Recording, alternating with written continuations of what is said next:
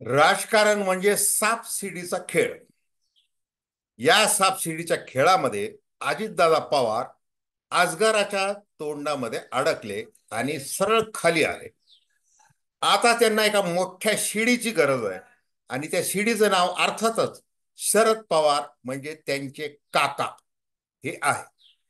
आता हे काका पुतणे एकत्र येणार आहेत, पुन्हा एकत्र येणार आहेत आणि हे पक्क ठरलेलं आहे. आणि त्या दृष्टीने दोन्ही बाजूने सगळं राजकारण खेळलं जात आहे. याच्यामध्ये देवेंद्र फडणवीस, अमित शहा आणि नरेंद्र मोदी या भाजपच्या चाणक्यांना धोबी पछाड देण्यासाठी शरद पवारांनी खेळलेला आजपर्यंतचा सगळ्यात मोठा डाव आणि त्या डावासंबंधी आपण थेट चर्चा करणार आहोत.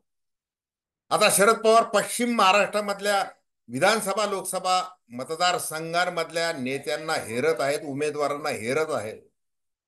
आणि मग अजितदादा पवार हे सुप्रियाच्या विरुद्ध सुनेत्राला उभं केलं, ती चूक झाली माझी असं कबूल करून मोकळे झालेले आहेत. आणि आता मुख्यमंत्री लाडकी बहीण योजना न म्हणता माझी लाडकी बहीण म्हणत गुलाबी छायेमध्ये वावरत आहेत. दुसरं म्हणजे आता भ्रष्टाचाराचे सगळे डाग धुवून निघालेले आहेत. हसन मुश्रीफ, प्रफुल्ल पटेल, छगन भुजबळ, दिलीप वळसे पाटील, धनंजय मुंडे आणि स्वतः अजितदादा पवार यांचे सगळे डाग धुवून निघालेले आहेत. त्याच्यामुळे आता निर्णय घ्यायला मोकळे झालेलो आहोत. त्याच्यामुळे काय झालेलं आहे की ज्या भारतीय जनता पार्टीला आपल्या मतांची टक्केवारी वाढवण्यासाठी स्ट्रॅटेजिकल पार्टनरशिप करावी लागली, ती संघाची नाराजी ओढून, राष्ट्रीय स्वयंसेवक संघाची नाराजी ओढून आता त्या आकडेवारीमध्ये आता त्यांना पुन्हा एकदा बॅकफूटवर जावं लागणार आहे. आणि आता विधानसभा निवडणुकीमध्ये करायचं काय हा प्रश्न भारतीय जनता पार्टीच्या नेतृत्वासमोर उभा राहिलेला आहे. आणि निवडणुका लांबण्याची जी अनेक कारणं आहेत, जसं आपण चर्चा केलेली की जसं जरांगे फॅक्टर असेल किंवा अजून काही हे फॅक्टर असेल, त्याच्यातला हा एक फॅक्टर आहे की शरद पवार आणि अजित पवार एकत्र येऊ शकतात का, आणि आले तर करायचं काय. आणि त्या दृष्टीने वेळ मिळाला पाहिजे सगळी रणनीती आखायला, आणि त्यामुळेच ही निवडणूक लांबणीवर पडलेली आहे. दुसरं म्हणजे शरद पवार यांना पंतप्रधान राष्ट्रपतींसारखी ब्लॅक कमांडोची 55 ब्लॅक कमांडोची जी Z+ सुरक्षा देण्यात आलेली आहे, त्याच्या मागे देखील हा एक वेगळाच डाव आहे. आणि त्यासंबंधी आपण अतिशय थोडक्यामध्ये चर्चा करणार आहोत. नमस्कार, जय महाराष्ट्र. मी डॉक्टर अनिल फळे. माझी आपल्याला विनंती की चॅनल सबस्क्राईब करावं, सबस्क्राईबचं बटन दाबावं आणि आपल्या प्रतिक्रिया बिनधास्तपणे नोंदवाव्या. आपण तटस्थ भूमिकेतून एक स्वतंत्र पत्रकारिता म्हणून सर्वसामान्यांच्या दृष्टिकोनातून चर्चा करत असतो. आता बघा, अजितदादा पवार परत येणार म्हणजे दिवाळीचा फराळ ते पुन्हा गोविंद बागेत करणार की त्याच्यानंतर ज्या वेळेला जागा वाटपाची बोलणी सुरू होईल, आता देवेंद्र फडणवीस यांना सर्वाधिकार दिलेले आहेत का की नाही याच्यासमोर प्रश्नचिन्ह आहे. दुसरा म्हणजे भूपेंद्र यादव, अश्विनी वैष्णव यांच्यासह कोर कमिटी जी आहे भाजपची, ती जागा वाटपाचा काय नेमका निर्णय घेते. आणि इकडं बघा, प्रफुल्ल पटेल, छगन भुजबळ यासारख्या नेत्यांनी काय वाच्यता केलेली आहे, जागा संदर्भात मागणी काय केलेली आहे, आम्हाला 90 ते 100 जागा द्या अशी मागणी केलेली आहे, जाहीरपणे केलेली आहे. प्रफुल्ल पटेल जे जसं शरद पवारांनी लोक माझा संघाती लिहिलं तसं मी देखील पुस्तक लिहिलं तर काय होईल, बराच गहजब माजेल वगैरे असं त्यांनी वक्तव्य एकदा केलं. काहीही माजणार नाही. तुम्हाला पुन्हा लोक माझा सांगाती नव्हे तर शरद पवार हे माझे मार्गदर्शक सांगाती असं म्हणून जावं लागणार आहे. मग त्या दृष्टीने लोकसभा निवडणुकीमध्ये जो फटका बसला आणि त्याच्यानंतर दिल्लीचं सरकार ज्या वेळेला NDAचं स्थापन झालं, त्याच्यामध्ये एक मंत्रीपद या अजित पवार राष्ट्रवादीला देण्याची ऑफर दिली होती, घ्या तुम्ही. परंतु ते प्रफुल्ल पटेल यांनी ते घेतलं नाही. का घेतलं नाही? कारण की आम्हाला कॅबिनेट मंत्रीपद पाहिजे असं म्हणून त्यांनी ते नाकारलं. हे फार महत्वाची गोष्ट. आणि तिथून सगळ्या ज्या गोष्टी घडतात ह्या जर आपण बारकाईने तपासल्या तर अजितदादा पवार यांच्या राष्ट्रवादीमधले जे वरिष्ठ नेते आहेत, त्याच्यानंतर आमदार जे आहेत 40-42 सगळे जे आमदार आहेत, त्यांना त्याच्यातल्या अनेकांना असं वाटतंय की आता आपण लोकसभा निवडणुकीमध्ये जो काही फटका आपल्याला पडलेला आहे तो लक्षात घेऊन आणि एक भावनिक नाळ लक्षात आपण शरद पवारांचं जे ज्येष्ठपद एकीकडे मान्य करतोय, त्यांना आदरणीय साहेब म्हणतोय, राष्ट्रवादीचा वर्धापन दिन साजरा करताना आपल्याला हुंदका येतोय, हे सगळं जर लक्षात घेतलं तर आपण आता परत गेलं पाहिजे.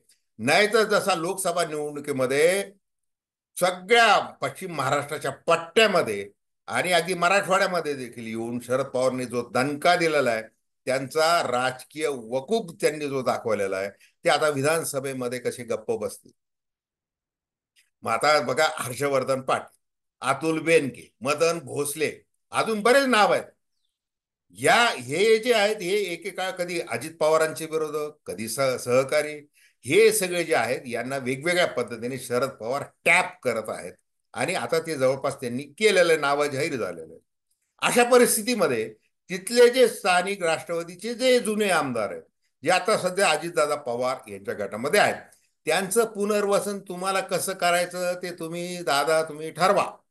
तुम्ही त्यांच्या काय शब्द दिलेला असेल ते ठरवा. आणि इकडे जर परत यायचं असेल, ज्या वेळेला शरद पवार यांना असं विचारलं जातं की अजितदादा पवार येतील काय किंवा त्यांचे काही आमदार येतील काय, त्यावेळेला शरद पवारांचं एक उत्तर असतं. ते उत्तर असं की हे मी एकटा काही ठरवणार नाही, हे आमचं पार्लमेंटरी बोर्ड ठरवेल, आमचं संसदीय पक्षाचं जे बोर्ड आहे ते ठरवेल.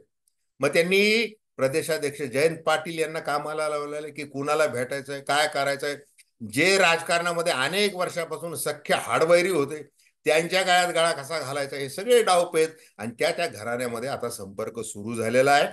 त्यामुळे अजितदादा पवार यांच्या उरामध्ये धडकी भरलेली आहे. एवढंच नाही तर त्यांना आपल्या राजकीय भवितव्याचं करायचं काय, असा प्रश्न आता सतावलेला आहे, सतावतोय त्यांना. त्यामुळे आता माघारी फिरण्याशिवाय, यू टर्न घेतल्याशिवाय आपल्याला पर्याय नाही, असं त्यांच्याकडे आहे. मग आता अजितदादा पवार बारामतीमध्ये त्यांनी जे काही विधानसभेमध्ये त्यांची जी काही बेआबरू झाली, बारामतीकरांनी त्यांना झिटकारलं लोकसभा निवडणुकीच्या निमित्ताने, ते लक्षात घेता आता ते काय रणछोडदास ठरायचंय का त्यांना? तिथून लढवायचंय, कर्जत जामखेडला लढवायचंय का अजून कोणत्या मतदारसंघामध्ये लढवायचं की निवडणूक लढवायचीच? पार्थला उभं करायचंय, जयला उभं करायचं, कुणाला करायचं? सगळे प्रयोग करून ते फसलेले. म्हणजे असं म्हटलं जातं की आता अजितदादा पवार यांच्या घरामध्ये हॅट्रिक होणार का पराभवाची? म्हणजे पार्थ पवारचा 2019 मध्ये पराभव झाला, सुनेत्रा पवार यांचा 2024 मध्ये पराभव झाला आणि आता विधानसभेमध्ये पुन्हा आपला स्वतःचा पराभव करून घ्यायचा आहे का? शरद पवारचा डावावर डाव टाकतात आहे. आणि मग आपलं काय होणार आहे? एकीकडे हे अशी परिस्थिती आहे, दुसरीकडे भारतीय जनता पार्टीचे जे नेते, ज्या नेत्यांनी म्हणजे जे कट्टर नेते जे RSS मध्ये घडलेले आहेत, त्यांनी जी काय घोषणा पुंगी वाजवायची ती नागपूरच्या रेशीम बागेमध्ये जाऊन वाजवलेली आहे. देवेंद्र फडणवीस यांनी जे काही बोलणी केलेली ती वेगळी आहे, ती स्वतंत्र बोलणी आहे. परंतु RSS मधले सगळे म्हणजे आता अतुल लिमये हे समन्वयक म्हणून काम करतात, त्यांचे एक अधिकारी आहे राष्ट्रीय स्वयंसेवक संघाचे. त्यांचं असं म्हणणं आहे, नंतर ते मुखपत्रांमध्ये सगळं आलेलं आहे, तुमचं ते ऑर्गनायझर असेल, विवेक असेल, याच्यामध्ये सगळं आलेलं आहे. अशा परिस्थितीमध्ये अजितदादा पवार यांना आपण सोबत का ठेवतोय? दुसरीकडे आपल्याला पुन्हा मुख्यमंत्री पद मिळवायचं आहे. एकनाथ शिंदे यांच्या नेतृत्वाखाली जरी आपण निवडणुका लढवणार असलो, तसं घोषित केलेलं असलं तरी अंदरकी बात काय आहे की आपल्याला आता ते मुख्यमंत्री पद असणं हे गरजेचं आहे, कारण राष्ट्रीय स्वयंसेवक संघाचा शतक महोत्सव आपल्याला 2025 मध्ये साजरा करायचा आहे आणि तो काय आता लांब नाही, आता डिसेंबर नंतर लगेच सुरू होणार आहे. अशा परिस्थितीमध्ये ते मुख्यमंत्री पद भाजपलाच पाहिजे. यासाठी भाजपला लढवायच्या 155 ते 170 जागा आणि मग उरल्या. मग आता उरलेल्यामध्ये एकनाथ शिंदे यांच्या शिवसेनेला किती देणार, अजित पवार यांच्या गटाला किती देणार, हा प्रश्न उरतोच. मग कसंही करून अजितदादा पवार यांना असं भाग पाडायचंय म्हणा की तुम्ही आता बाहेर पडा, बाहेर जाऊन आमच्या बरोबर मैत्रीपूर्ण लढती करा किंवा काय करायचं ते करा, आम्हाला सहकार्य करा, असं सांगितलेलं आहे. की असं सांगितलेलं आहे की आता आम्ही राजकारणामध्ये जो निर्णय घेतलेला आहे, जे स्ट्रॅटेजिक पार्टनरशिप आहे, आमची कूटनीती आहे, त्याचा एक भाग म्हणून आम्हाला तुम्हाला सोबत ठेवायचंच आहे. तुम्हाला जागा तुम्ही सांगा, जरा थोड्या जागा घ्या, पण राहा तुम्ही, असाच आग्रह केला जातोय का? आणि मग तो आग्रह केला जात असल्यामुळं अजितदादा पवार यांचे नेते देखील छगन भुजबळ असतील, प्रफुल्ल पटेल असतील, हसन मुश्रीफ असतील, हे काय म्हणतात आहे की आता आपल्याला पाहिजे ते मागून घ्या, कारण भाजपला गरज आहे. जशी लोकसभा निवडणुकीमध्ये म्हणजे आपला मतांची टक्केवारी ही आपली घटतीय महाराष्ट्रामध्ये एकनाथ शिंदे यांना बरोबर घेऊन देखील, त्याच्यामुळे आपल्याला ते जे गणित बेरजेचं गणित करावं लागणार आहे. त्यासाठी अजित पवार यांना आपण आयात केलं पाहिजे, त्यांना केलं पाहिजे, त्यांना मंत्री केलं पाहिजे, त्यांना अर्थमंत्री केलं पाहिजे, त्यांना 8-9 कॅबिनेट मंत्रीपद दिलं पाहिजे. जे भ्रष्टाचारी आहेत, जे किरीट सोमया बोंबलून बोंबलून थकले, त्यांचा पोपट झाला, त्यांची बोबडी वळाली, हे सगळे भ्रष्ट नेते, त्या सगळ्या भ्रष्ट नेत्यांना काय एकदम कॅबिनेट मंत्री करून टाक, आणि त्याचा फटका लोकसभेमध्ये बसला. आता विधानसभेमध्ये पुन्हा तेच करायचं आहे का तुम्हाला? मग आता दुसरा असा प्रश्न आता अजित पवार यांच्या समोर राहणार आहे की आता हसन मुश्रीफ यांचं उदाहरण घ्या. तिथं समरजित सिंग घाटके यांना म्हणजे जे भाजपचे देवेंद्र फडणवीस यांचे काही खास समर्थक होते, त्यांनी ठरवून टाकलेले की आपल्याला तुतारी वाजवायची. मग तिथं हसन मुश्रीफ यांचं काय होणार? अजितदादा पवार काय करणार? मग ते जर पुन्हा इकडे आले शरद पवारांकडे, तर मग हसन मुश्रीफांचं काय करणार? तर सरळ स्पष्ट सांगण्यात येणार आहे, जसं शरद पवार म्हणतात की आता तुम्ही जे आहेत स्वच्छ झालेला, तुमचे डाग धुवून निघालेले आहेत. हसन मुश्रीफ यांच्या पत्नीने जो आक्रोश केला होता ज्यावेळेला ईडीच्या धाडी पडत होत्या की आम्हाला एकदाच फासावर का लटकवत नाही तुम्ही, असं काय वारंवार त्रास देता तुम्ही, असं त्या म्हटल्यावर ती वेदना शरद पवार यांनी भाषणामध्ये बोलून दाखवली होती ज्यावेळेला हसन मुश्रीफ अजितदादा पवार यांच्या बरोबर गेले त्यावेळेस. मग आता त्यांचं करायचं काय? तर ते तुम्ही शांत बसा, पुढे विधान परिषदेचे मार्ग आहेत वगैरे वगैरे, काय ते साठलोट काय जे व्यवहार अंतर्गत वगैरे ते सगळे केले जातील, काहीतरी होईल. परंतु अजितदादा पवार यांना राजकीय अस्तित्वाच्या दृष्टीने एकत्र येण्याशिवाय पर्याय नाही. आता मी जसं सुरुवातीला म्हटलं की जरांगे फॅक्टर बघा, जरांगे यांच्या पश्चिम महाराष्ट्रामधल्या रॅली कशा सक्सेसफुल झालेल्या आहे. साताऱ्याची रॅली आठवा, तिथं त्यांना भोवळ आली, मग शशिकांत शिंदे यांना काही राहावला नाही, मग त्यांनी त्यांची काळजी केली, विचारपूस केली, ती स्वाभाविक आहे माणुसकी म्हणून. मग त्या रॅलींना मिळालेला प्रतिसाद, आणि वारंवार जरांगे यांच्यावर जो आरोप ठेवला जातो, मी शरद पवार सांगतात तसं करताय करताय करताय, आणि मग सगळे जे खबरे आहेत, भारतीय जनता पार्टीकडे केंद्रातलं राज्यातलं गृहमंत्री पद आहे, बाकीचे लोक आहेत, यंत्रणा मोठी आहे, ते सगळे जे त्याच्यातून जे निष्पन्न होतं, म्हणून देवेंद्र फडणवीस यांच्या भोवती कवच निर्माण केलेलं. मग आता जरांगे पाटील यांच्या मागे जी गर्दी आहे, गरजवंत मराठ्यांची असेल, ती त्या गर्दीचा उपयोग आपल्याला या मताधिक्यासाठी काय करून घेता येणार आहे, याचा शरद पवारांनी तर निश्चित विचार केलेला असणार आहे. आणि मग तुम्ही ते त्यांना कुणीही विचारो मराठा आंदोलकांनी की तुम्ही ओबीसी मधून संरक्षण द्याल का, नका देऊ का, काय करणार आहे, तुमची भूमिका स्पष्ट, असं हे किती जरी झालं तरी शरद पवार हे त्या अर्थाने मराठा स्ट्रॉंग मॅन, जाणता राजा, अशी ती प्रतिमा देखील त्यांची आहे. त्यांनी ओबीसीच्या बाजूने निर्णय घेतलेले वगैरे ते सगळं ते बोललं जातं, तो भाग वेगळा आहे, त्याचाही फायदा होणार आहे. मग हे अजितदादा पवार यांना कळत नाही का? त्यांना चांगलं कळत आहे. अगदी लोकसभा निवडणुकीच्या वेळेला त्यांनी जय पवार यांना आंतरवाली सराटीमध्ये पाठवलं होतं, आणि अजितदादा पवार आणि मनोज जरांगे पाटील यांच्यामध्ये फार काही तू मय झालेलं नाही, जेवढं देवेंद्र फडणवीस आणि मनोज जरांगे पाटील यांच्यामध्ये झालेलं आहे, जेवढं एकनाथ शिंदे आणि मनोज जरांगे पाटील यांच्यामध्ये झालेलं आहे, तेवढं अजितदादा पवार कसं आहे 4 हात लांब राहिलेले आहेत त्या सगळ्या गोष्टीवर.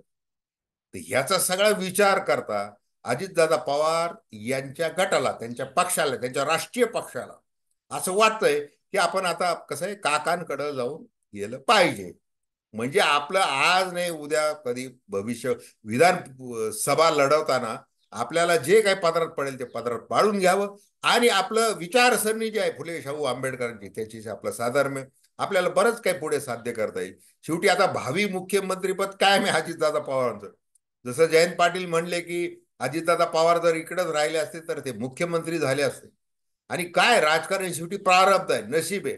अनेक मॅच हरल्यानंतर एखादी मॅच जिंकता सुद्धा येऊ शकते. तसं अजित पवार यांच्याबद्दल ते इकडं आल्यानंतर होऊ शकतं का, हा येणारा काळच सांगेल.